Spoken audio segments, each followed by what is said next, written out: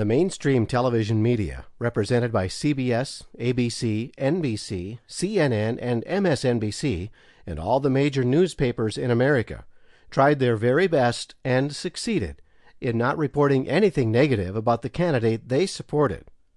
Let's start with this little nugget of wisdom about geography. Because, it is just wonderful to be back in Oregon, and over the last 15 months we've traveled to every corner of the United States. I've now been in 57 states. I think one left to go. Alaska and Hawaii I was not allowed to go to, even though I really wanted to visit, but my staff would not justify it.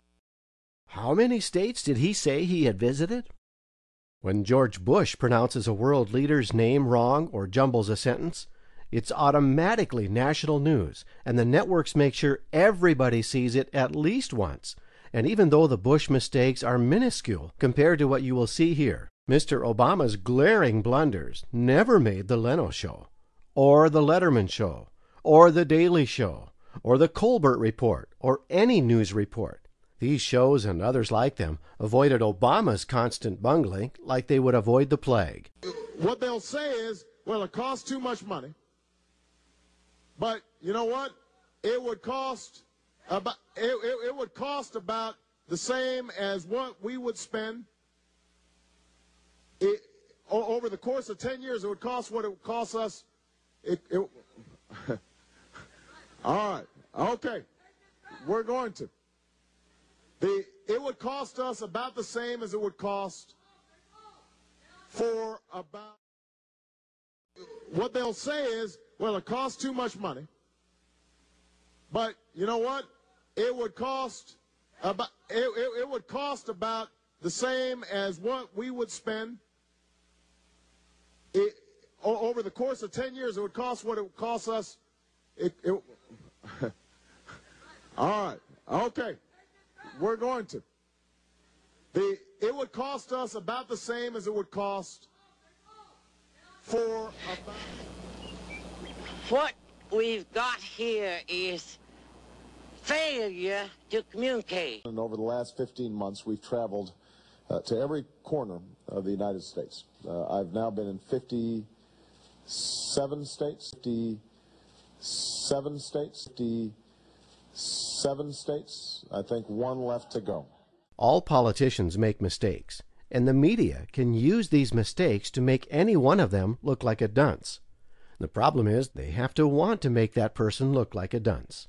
So they show the mistakes over and over and over, and all of a sudden, the whole world will be saying, that guy is an idiot. He got better college grades than John Kerry or Al Gore, a bachelor's degree from Yale, an MBA from Harvard, a graduate of the Air Force's flight school, an F-102 fighter pilot, a two-term Texas governor, a two-term president, and the media has taught us to believe the man is an idiot. On the other hand, if your goal is to get someone elected at all costs, namely Mr. Obama, you certainly don't want folks to see him looking like the dipstick he really is. So if it wasn't for the internet and Fox News, these Obama blunders would have disappeared completely.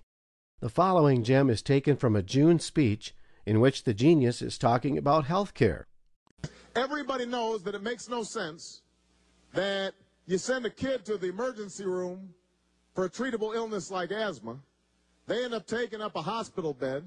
It costs you gave them treatment early, and they got some treatment and a breathalyzer or an inhalator, not a breathalyzer. If you gave them some treatment early, they'd get some treatment. Say what? How could Leno and Letterman pass on stuff this good? I mean, it doesn't get much funnier than that. But as you'll see, Barack does get much more stupid. Barack, baby, you gotta keep your eyes on those teleprompter screens.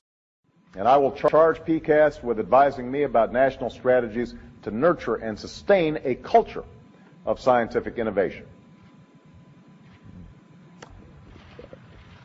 In addition to John, sorry, I just noticed that I jumped the gun here. Go ahead and move it up.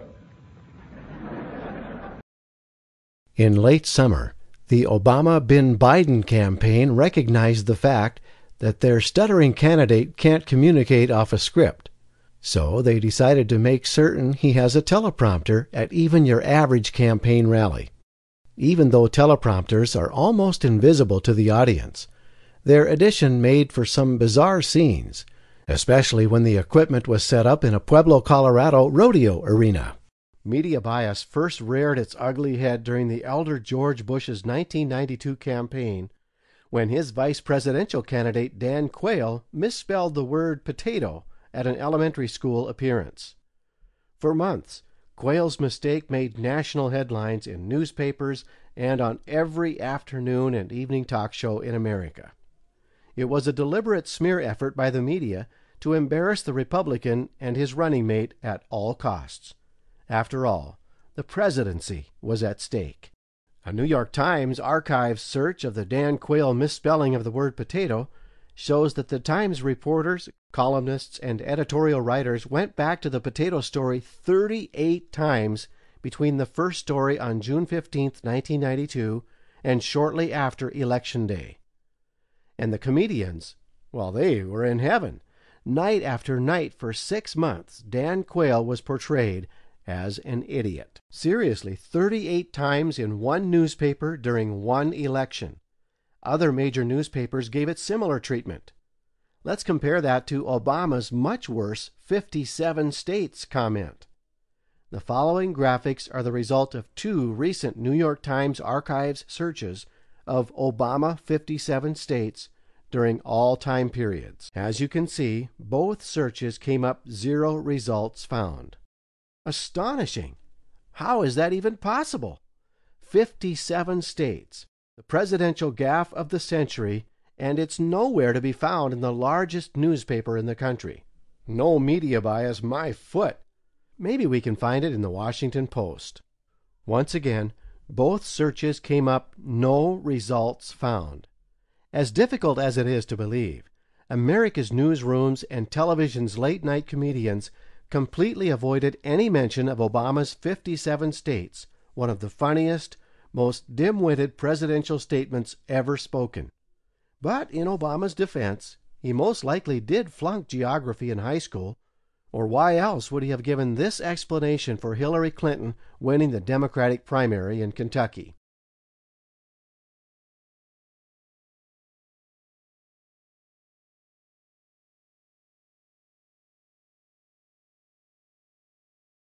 It is just wonderful to be back in Oregon. I've now been in 57 states, 57 states, 57 states. What did you say? I've now been in 57. The man who I believe has a new vision for America. 57 states. The man President Obama has a new vision, 57. new bold path for our country. 56, 57 states. 56, 57. 56, 50, 50, 50, 57. 24, 57 states. 24, 57. 24. 50. What's the matter? Is he stupid? 50. Some people out there in our nation don't have that. Is he And over the last 15 months, we've traveled to New Hampshire, California, Alaska and Hawaii. Indiana. South Africa and Iraq.